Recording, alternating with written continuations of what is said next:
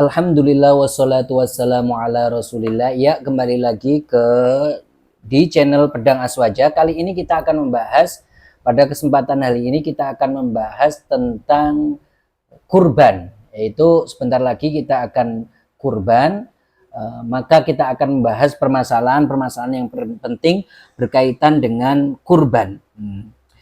Kurban itu di dalam bahasa Arab dikatakan al-udhiyah. Atau juga disebut dengan dhahiyah. Bisa dibaca dhahiyah bikasri dhad, bifathi dhad, dhahiyah, atau wakasriha, atau disebut dhihiyah. Begitu. Itu.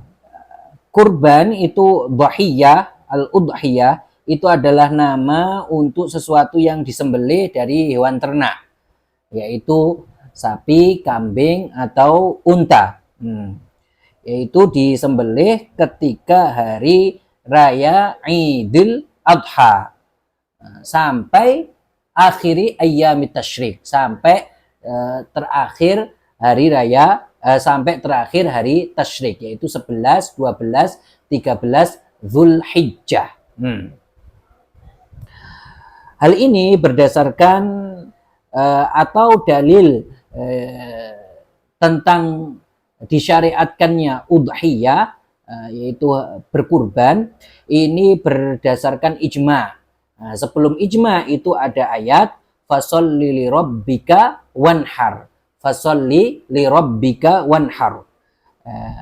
Artinya sholli sholatal idi wanharin nusuk. Jadi sholatlah kamu sholat id, kemudian wanharin nusuk, kemudian sembelihlah sembelihan kamu. Dari hal ini juga berdasarkan hadis yang diriwayatkan oleh Al-Imam Muslim dari Anas, bahwasanya dia berkata, dhahan nabiyyu sallallahu alaihi wasallam bikabsyain amlahain aqranain zabahahuma biyadihi wa samma wa kabbara wa wada'a rijlahu ala sifahihima. Jadi Rasulullah, beliau itu berkurban dengan 2 kambing, dengan 2 bikabsyain, yaitu dengan 2 domba, gitu. Disebutkan amlahain, yaitu 2 domba tersebut adalah berwarna putih, al-abyadul khalis, yaitu putih, tidak bercampur dengan sesuatu yang lain warnanya.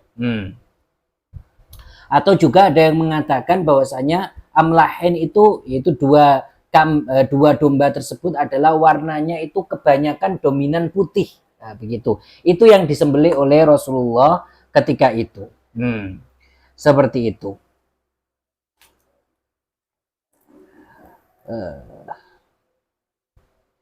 Dan yang disunahkan itu adalah udhiyah, yaitu berkorban, juga disunahkan juga aqiqah, itu aqiqah. Kemudian di dalam permasalahan berkorban itu ada hewan-hewan yang diperuntutkan bahwasanya ini layak untuk atau bisa sah digunakan untuk berkurban. Artinya bisa untuk berkurban, sah untuk digunakan untuk berkurban. Itu apa saja disebutkan oleh para ulama. Disebutkan bahwasanya ketika hewan itu adalah domba, dha'n, maka yang sah itu adalah, atau yang dianggap itu adalah jaza'. Jaza' minad dha'n. Sedangkan kalau itu adalah jaza' itu ketika dia itu adalah kambing, maka dia itu berumur 2 tahun. 2 tahun.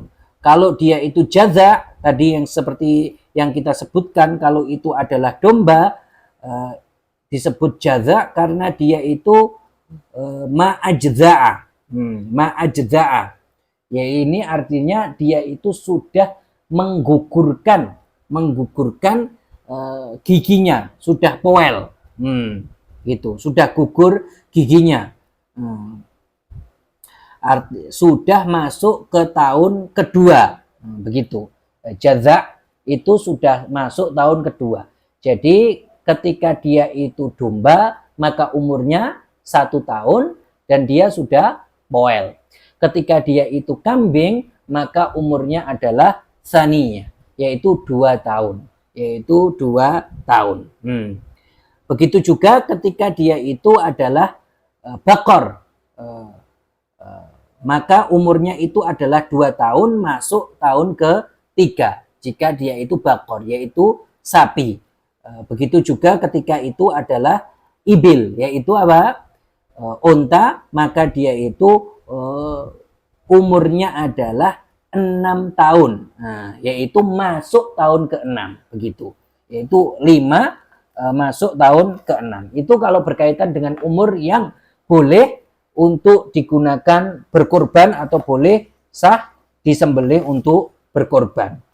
Hal ini berdasarkan sabda Rasulullah yang diriwayatkan oleh Al-Imam Ahmad dan selainnya, bahwasanya Rasulullah Shallallahu Alaihi Wasallam mengatakan dhahu bil jazai anid dhani fa innahu jaiz. Jadi kalian sembelihlah untuk dalam rangka berkurban dari jaza, yaitu umurnya 1 tahun jika itu adalah domba.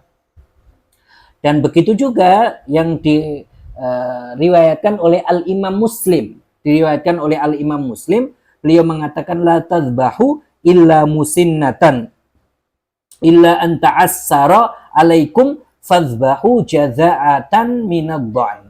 Jadi jangan menyembelih kecuali musinnah, kecuali dia itu musinnah. Kecuali kalau kalian itu kesulitan untuk musinnah. Musinnah itu dia yang berumur 2 tahun. Kalau kalian kesulitan musinnah, maka kalian sembelihlah jaza'ah. Jaza'ah dari dha'n. Jaza'ah dari dha'n, yaitu dari domba, begitu. Jadi saya ulangi lagi, kalau dia itu adalah domba maka umurnya 1 tahun, kalau dia itu adalah kambing maka umurnya 2 tahun.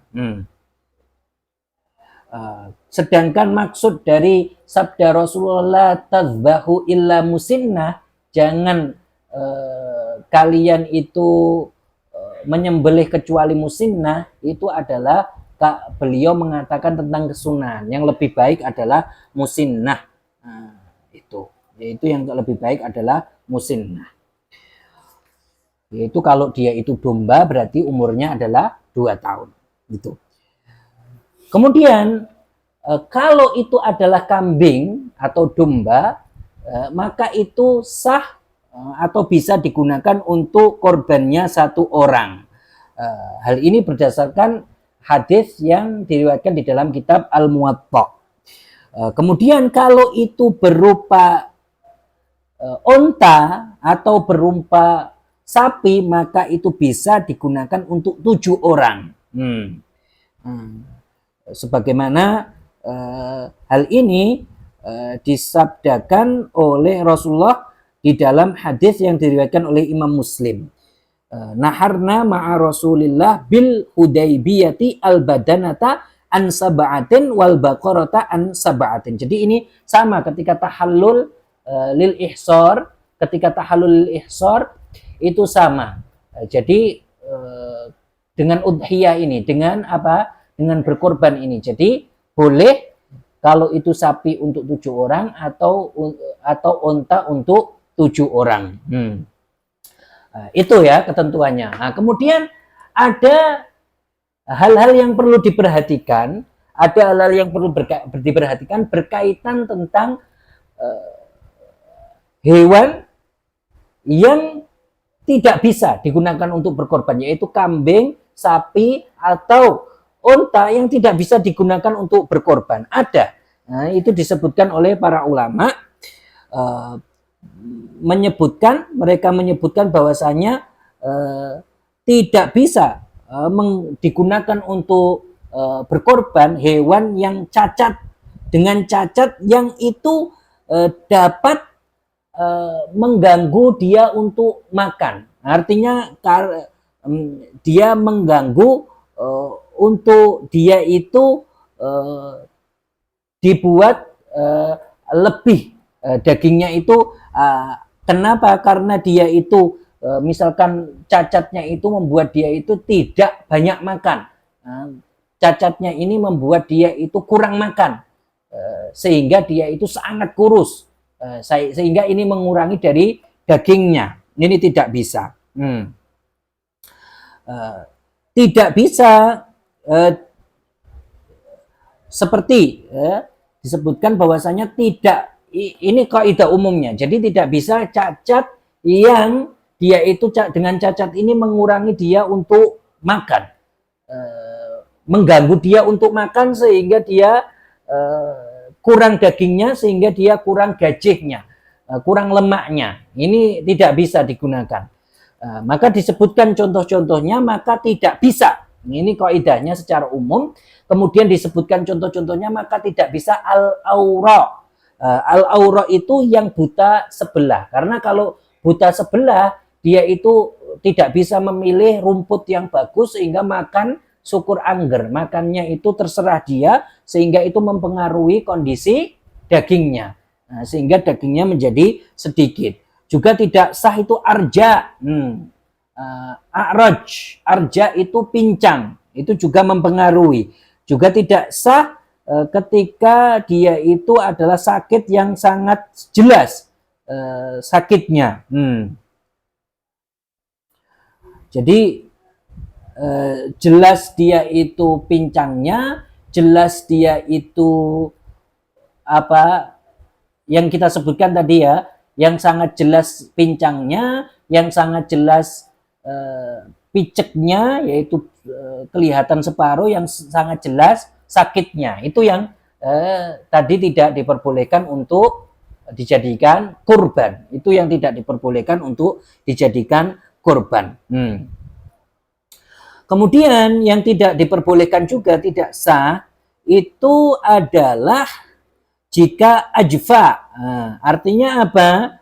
Dia itu sangat kurus, sangat kurus, sangat kurus. Itu sangat kurus sekali, sehingga tidak, bahkan disebutkan gara-gara sangat kurus tidak ada di dalam tulangnya itu, kayak tidak ada sumsumnya. Seperti itu. Kemudian kita katakan tadi bahwasanya yang sah, yang tidak boleh itu adalah yang sakit, yang sangat jelas sakitnya, kemudian pincang, kemudian picek, yaitu buta sebelah.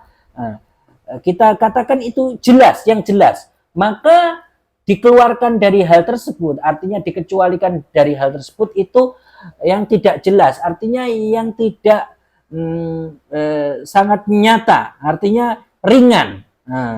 Maka ini misalkan sakit-sakit ringan, maka ini kan tidak berpengaruh terhadap apa? Tidak berpengaruh terhadap dagingnya, seperti itu. Kemudian juga tidak sah, tidak cukup ketika jerba. Jerba itu adalah ajrob, yaitu apa? Yaitu gudikan, sakit gudik. Walaupun sedikit gudiknya itu, karena itu bisa merusak kualitas dagingnya. Seperti itu. Itu yang tidak diperbolehkan ya, yang kita sebutkan. Kemudian diperbolehkan, ini yang diperbolehkan adalah yang pecah, yang masih diperbolehkan itu, yang masih diperbolehkan itu adalah yang misalkan yang pecah atau yang patah tanduknya, itu masih diperbolehkan. Karena hal ini tidak mengurangi daya dia untuk makan, ya kan?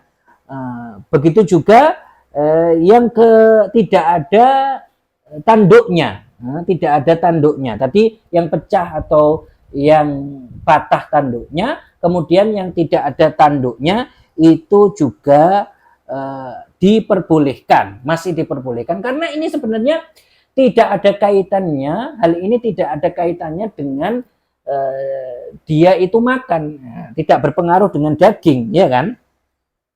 Begitu. Begitu juga masih sah ketika dia itu kehilangan, misalkan kehilangan ekornya, atau kehilangan ekornya, maka ini sah masihan. Ini masih sah, begitu.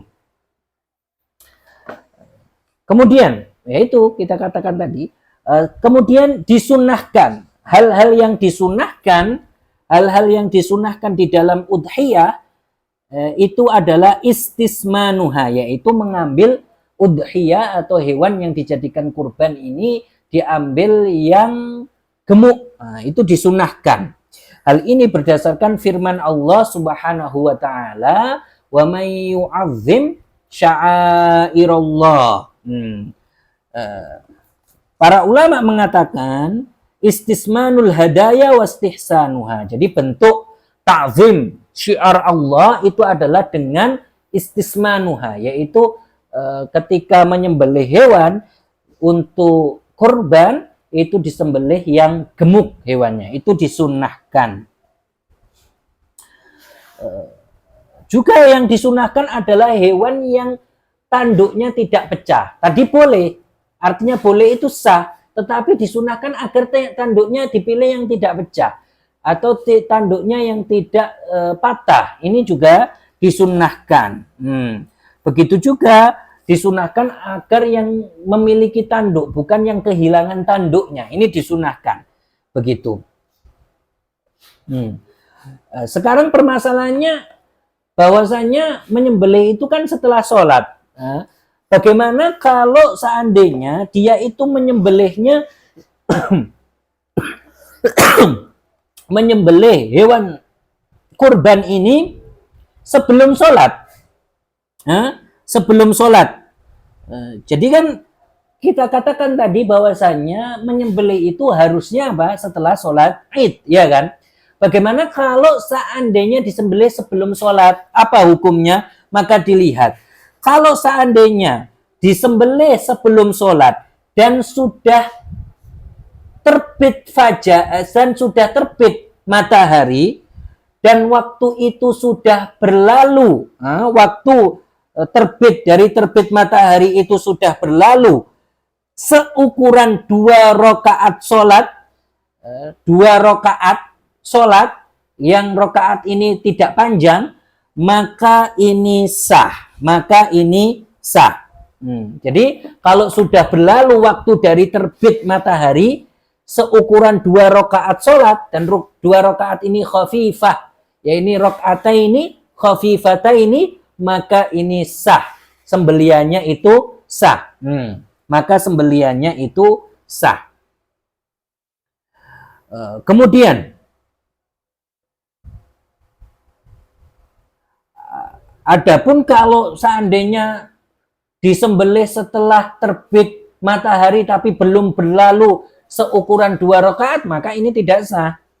Maka ini tidak sah karena itu bukan waktu udhiyah, karena itu bukan waktu kurban seperti itu.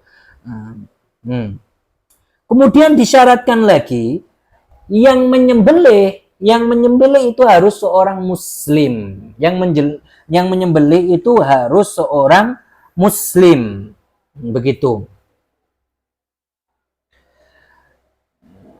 Iya. Karena kalau seorang muslim kan tahu apa yang hendaknya dia itu jauhi dari menyembelih dan apa yang hendaknya dia lakukan ketika menyembelih. Jadi lebih tahu kalau orang muslim. Sedangkan kalau yang menyembelih adalah seorang yang haid, muslim yang haid, seorang perempuan yang haid, atau seorang yang gila, atau seorang anak-anak, maka hal ini lebih bagus daripada yang menyembelih adalah kitabi, yaitu ahlu kitab. Kitabi yaitu ahlu kitab yang sah sembeliannya, bukan orang kafir biasa, tapi ahlu kitab, Yahudi dan Nasrani yang asliyatan, yang asli, yang sah sembeliannya. Maka ini lebih bagus daripada yang menyembelih adalah ahlu kitab. Jadi ketika yang menyembelih adalah orang yang haid atau orang yang anak kecil, atau orang gila itu lebih baik daripada yang menyembelih adalah ahlu kitab. Itu ya. Kemudian menyembelih ini dilaksanakan pada siang hari, ya, pada siang hari. Walaupun kalau seandainya dilaksanakan malam hari sah, hal ini sah, tetapi hukumnya apa? Makruh. Tetapi hukumnya adalah makruh. Karena kalau disembelih di malam hari ini bisa saja dia salah nyembelihnya. Kalau disembelih ketika apa? Malam hari. Juga ketika malam hari itu orang fakir, orang miskin itu hadirnya itu tidak sebanyak ketika disembelih waktu siang hari. Iya kan? Ketika siang hari yang hadir itu lebih banyak daripada menyembelihnya adalah malam hari. Begitu. Begitu juga ketika menyembelihnya itu memilih tempat yang tidak keras, agar lebih enak, agar lebih mudah untuk menyembelih. Kemudian yang diperhatikan adalah tidak mengambil dari bulunya atau dari rambutnya atau dari kukunya sebelum dilaksanakan penyembelihan itu.